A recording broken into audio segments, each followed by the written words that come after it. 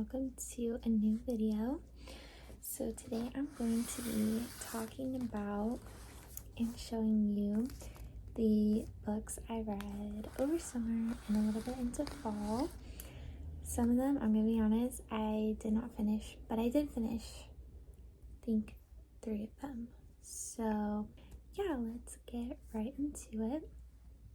So the first book I read was The 7 Husbands of Evelyn Hugo. This is a really common read on like YouTube and book talk, TikTok.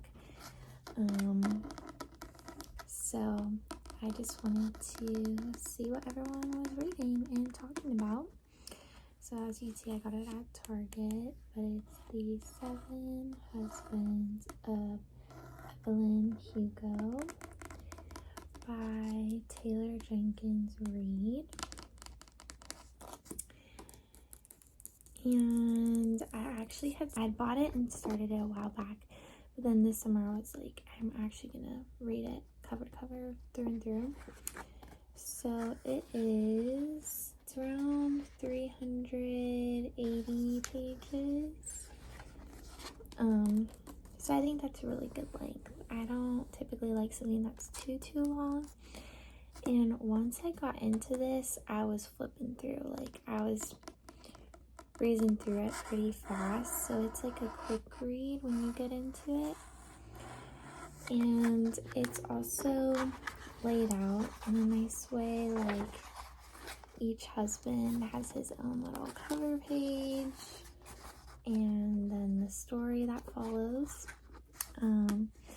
It goes back and forth between the present time, and then she's reflecting back on her life, so it's switching from present to past, and it's not just about her. There's, in the present, a person interviewing her, which I liked that character because I kind of related to her. She's just this young, ambitious girl trying to make a career for herself, etc., and interviewing this old classic icon Hollywood star. So it definitely is going to kind of reveal and expose a darker side of the Hollywood industry.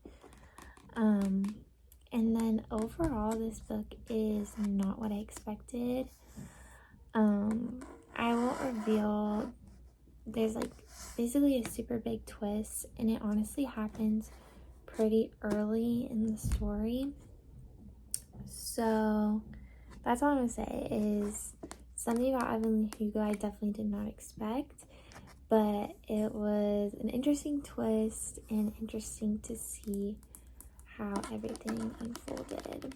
So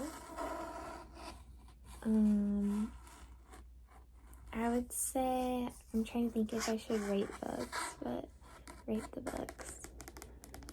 I would say I would give this a 7 out of 10. But yeah, maybe 7 out of 10. Okay, so that was The 7 Husbands of Evelyn Hugo. Oh, and then also something about this is it's not quite a romance novel because it's just got a lot of twists and turns and like darker stuff to it. So not dark, but like not dark, but just like more cynicism, I guess, than a typical romance novel might have. Meet Me at the Lake. And this one is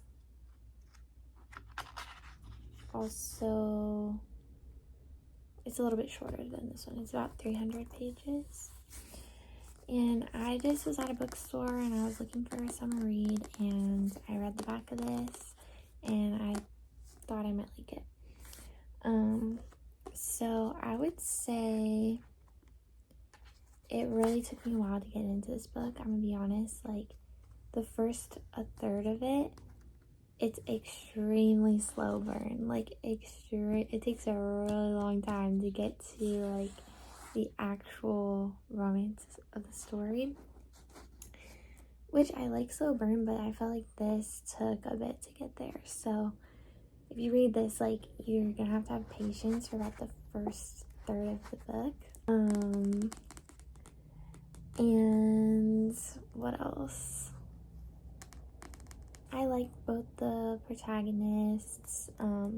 It's also kind of relatable if you're someone young trying to find your career again. That's what the protagonist is trying to do. And some of the underlying plots are kind of interesting. Like, it definitely gets into like the psychological aspect of the characters. But yeah, like, once I got to the actual like story of the romance part, I was flipping through it and I was wondering what was gonna happen.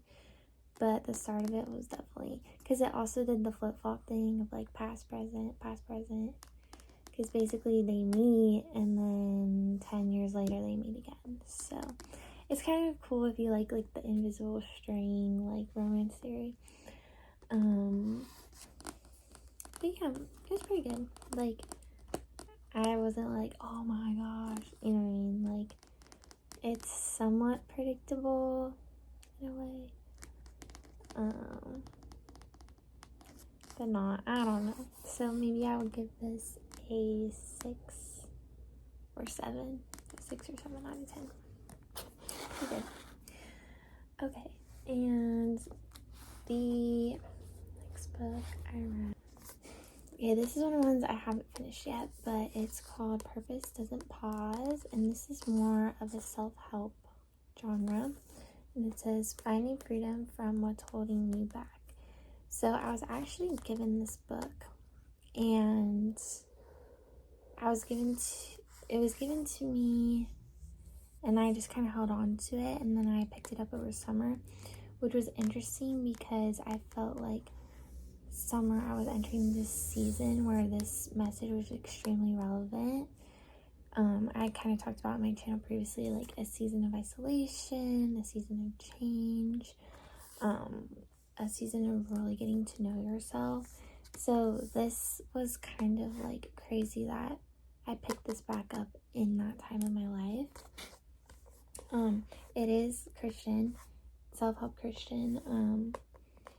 So on the back it says, God can transform your season of confusion into a season of purpose and triumph. So books like these can be really good if you want something a little more digestible than just going straight into the Bible. I'm learning about this author's experience, Hope Reagan Harris. She's also, something all these books have in common is the young, like, trying to figure out your career. So it talks about how she reached this super successful career and then found herself in a season of not being fulfilled by it. So it has biblical, it has her story, and it also has like questions for you to like think about as well. So someone was like, one of them is, what do you want your heart posture to be? What are some ways you can live out your purpose every day? Like, pretty good questions to think about. So I'm definitely gonna keep reading this. And then this next book is also kind of self-help, but a little bit less of a engaging self-help book, if that makes sense. Like, it's not gonna ask you questions and stuff. But this one is called the Bezos Blueprint. This was given to me. And it says communication secrets of the world's greatest salesman. So if you don't know, Jeff Bezos is the founder of Amazon, like one of the top brands in the world. And this is by Jaco. So I didn't finish this one yet, but this is the type of book where it's like, I want to learn from it. Like, you're not going to learn this type of stuff in school usually, but it almost reads like a textbook almost. So it's like, it's kind of like a self-learning book, like a self-help book, but a self-learning book. So I don't like typically do this to books, but I was like kind of marking this one up with like, you can't even tell, with just like little underlines and stuff, because it reads a little bit like a textbook in that like I want to remember certain things, but it doesn't read like a narrative, so I need to like underline things to remember it. But it's honestly super interesting. Like, I'm fascinated by people who build crazy successful brands and, you know, things of society. So it's almost like a how-to guide. And not that I'm going to obviously like build something like Bezos did, but it's honestly applicable to like whatever dream you have in life. You're like, oh, like I could use some of this knowledge. So I definitely want to keep reading it. Very interesting for sure. Okay, the last book I'll talk about, I'm gonna be honest, this one I had to read for a class, but I'm not gonna lie, like for a class novel, it was pretty good. It's called Jaco by Wendell Berry. I think it's a classic in literature. Like, let me see when this was written. I want to say, and I had to read this, but it honestly reads really well for a classic literature book. So if you're into classics, like, I feel like this reads abnormally easily. Like, I was kind of into his story and like how he described things, and yeah, very interesting. It's almost like it reminded me a little bit of The Great Gatsby, just in the themes of like obsession and it's not really like The Great Gatsby. It's hard to explain, but the main character a little bit reminded me of that like self-reflection aspect of Gatsby and Nick, and like the obsessions they develop and how they interpret life. And this also has some like religious undertones as well. Like the main character fights with, like, grapples with Christianity and his religion, and so it's interesting to read about that. So I normally I loved Gatsby and I had to read that for a class, and I actually like this and I had to read it for class.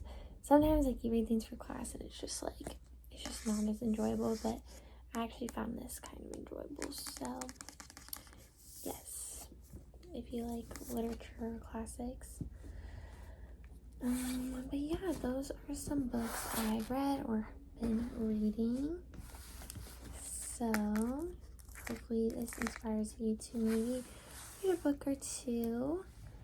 And thank you so much for watching, and I'll see you in the next one.